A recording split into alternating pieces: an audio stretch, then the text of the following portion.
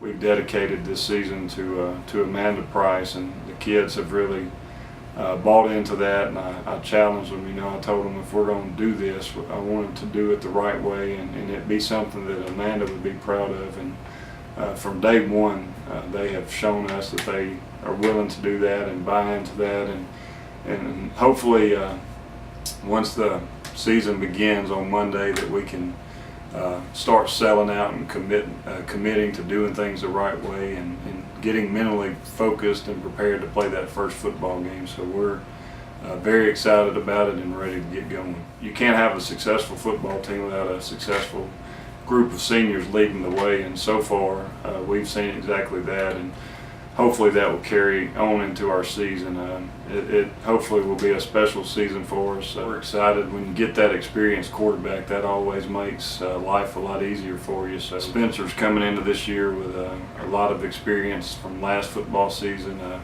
I coach the quarterbacks, so I put a lot of pressure on the quarterbacks, and I expect perfection those guys. And Spencer tries the best that he can every single day to please me and to do things exactly the way that I ask him to do. So, you can't ask for anything more than that. And the kids have seen Spencer work extremely hard this summer. He demands a lot on himself. He's the first one to practice. He's the last one to leave.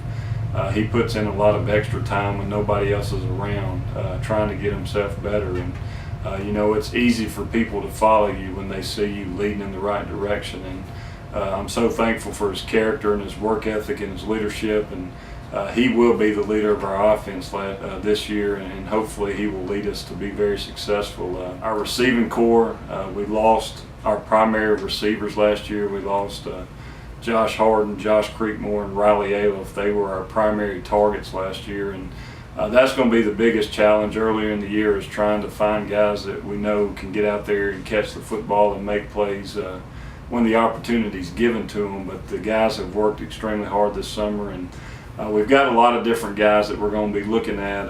Chandler Nell, JT Moore, Tyrone Vance, Denardis McWilliams. Austin Howard's going to move into the tight end position this year. So we really think we've got the pieces there. It's just getting them in the right position, and them getting on the field and being successful, catching the ball and doing what we're asking them to do with it once they get it in their hands. So just getting out into practice and getting the reps, and those guys getting comfortable with Spencer is going to help us more than anything. We've played a lot of 7-on-7 this summer, and we feel like we're headed in the right direction, but you really never know how your guys are going to respond until you put those pads on. Until that group comes together, we're very confident in Boston Newsome, and we're moving O.J. Harden into our backfield this year too. So I feel like we've got two quality running backs that holes for us and open up our passing game. But you got to have both of them to be successful. Boston rushed for over 1,500 yards last year, and New Albany's never had a 2,000-yard running back, so that's been his goal this whole offseason. He wants to be the first 2,000-yard running back in school history, and the opportunity for him to do that is there. But each team is going to have to be able to focus on stopping our passing game and our running game for us to be successful. So if our passing game comes together, I think Boston's going to have an opportunity to run for a lot of yards. But those receivers and Spencer's got to help us out to be able to run the football too. And O.J. Harden hurt his knee last year and missed most of the season, so we're thankful to have him back. He's about 235 now, and he's more of a power guy. He's going to get us those tough yards inside, and it's a nice combination to have kind of a thunder-lightning combination. O.J. will be our power guy, and Boston more of our outside speed runner. So it's a great combination to have, and if our receivers will come together, I think we'll have a good offensive unit. I don't want to leave out the offensive line. We feel very good about the kids that are playing offensive line for us. Walter Smith will be the center.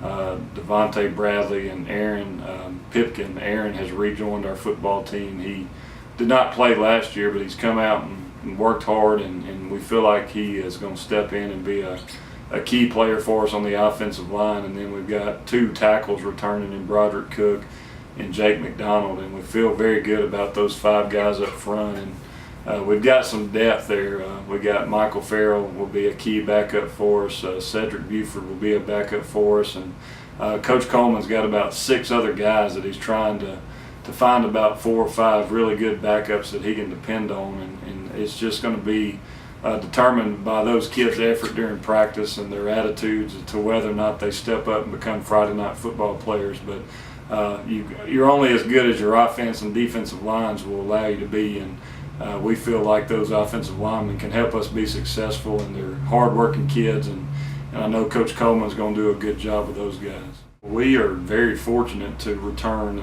9 out of 11 starters on defense, and that gets all of us excited about those guys on defense. When I took over this job, we were not very good defensively, and we've met this summer as coaches, and we've talked about some things that we could do to improve our defense. But I've tried to encourage those defensive coaches.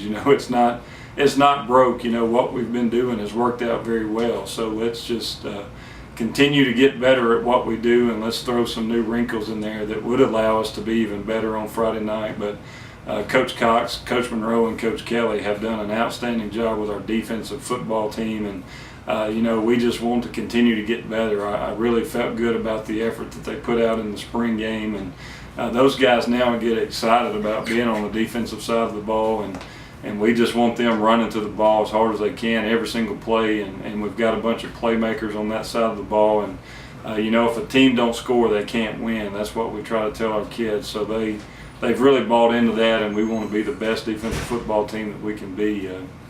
Up front, we'll have Austin Howard will return at one defensive end, and Austin is our team leader on defense. He really gets the guys excited. He plays with a lot of energy, and he gives other teams fits with his effort and his way that he plays football.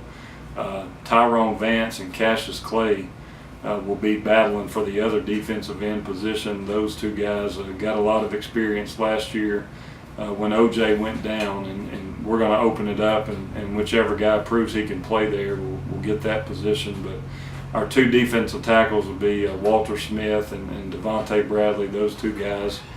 Lele's going to be a 3-year starter for us this year. He's another difference maker on the defensive side of the ball, and he's one of the strongest kids on our football team, and if he can control the line of scrimmage, I feel like we're going to be in great shape. And Walter's the same way. Those 2 guys playing the down tackle position hopefully are going to cause fits for other teams, and it's just those guys are going to have to get in shape so that they can play as many snaps of the ball as they possibly can on Friday night. But I feel very good about our defensive front. Linebackers this year inside will be Brady Barnes. Brady will be our 3rd-year starter at linebacker.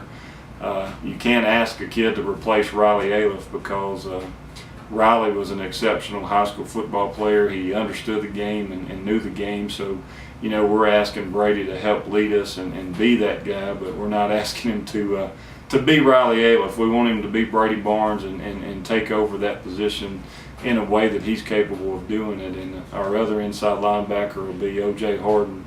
O.J. played defensive end for us last year, and like I said, he missed most of the year due to injuries, but he's back, and we feel very good about those 2 guys maintaining the inside linebacker positions. They're very athletic kids. They've played for us all 4 years, and we feel good about those 2 guys. Outside, we're still kind of trying to figure out who our outside linebackers are going to be. Right now we've got Tyrone Vance. I talked about him at defensive end. We moved him to outside linebacker. Jimmy Baldwin is a kid that played a lot of snaps for us last year at the outside linebacker position, but we expect him to come out and do a good job for us. And we've got 4 or 5 other kids that we're really trying to figure out whether or not they can play on Friday night, and it's just going to be determined by whoever steps up and proves that they can get the job done and take over those positions at the outside linebacker spot. Defensive backfield, we've got 3 guys that are going to be seniors this fall, and they're going to get the first opportunity at maintaining our backfield. Chandler Nail is going to start out as our free safety. Chandler played corner for us last year, and we're going to move him to safety. He's going to take over for Josh Creekmore at the free safety position. And Denordis McWilliams and Jay Robinson are going to be our starting corners at this point. We've got two guys that are going to be juniors. Chris Brown and Lorenz Jones have played extremely well this summer in 7-on-7, and those guys are really pushing these seniors to try to take that position from them, and they might do that before the year's over with. But hopefully these seniors are going to fight to continue to hold on to their position. But competition is a great thing, and if the kids are competing every day in practice to keep that spot, that's just going to make us better on Friday night. So that's our defensive unit. That's who we're going to start out the season with, and hopefully as the season goes on, we'll have some other guys step up and make a name for themselves as the year goes.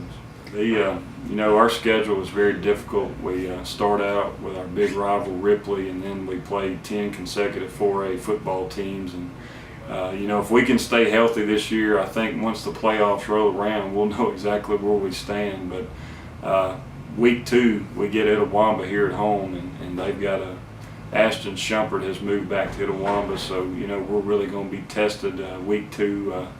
We've got a lot of area teams in 4A that are ranked in the top 10 right now, and nobody's really talking about New Albany, and that's exactly the way we want it. We don't want people talking about us right now. Lafayette, of course, is ranked number 1 in 4A. They're so far down our schedule. We're going to talk about them later on in the year. We try to tell our kids each year, we're going to take each game one game at a time, and we'll worry about the next game after we complete this one. But right now, Ripley is the most important game that we're going to play, because it's the next game on our schedule, and our community and Ripley's community knows what that game means to both communities. And you want to get off to a great start and get your season going, and beating Ripley in that opening week would really help us propel and build that confidence that we're going to need in week 2 against Itawamba when they come to New Albany. And hopefully, if we can just take them one at a time and do our job each and every Friday night, I think we can have a very successful football season. And our division play is going to be difficult again. We open up with Senatobia at home this year. Then we play North Pontotoc, and then we play Lafayette County. So our 3 toughest division games that we really think are going to be the hardest are back to back to back, and we want to control those 3 games, and hopefully after the 3rd division game be in position, hopefully be 3-0, and control your own destiny, and going into the Rosa Ford, into the Lewisburg game. But once we get into those division games, it's you got to play your best football game every Friday night, because there's no off weeks in division games. And if you play bad one Friday night, it can really mess your positioning up for playoff seeding. And they're very important, and I think our kids understand that now. We've only lost 1 division game the last 2 years, so they understand how to take it to the next level when that division schedule starts going. So hopefully by that time of the year, we'll have the kids exactly where they need to be position-wise, and as a coaching staff, we'll know what we're capable of doing and what we need to improve on, and hopefully make a great run in the division play.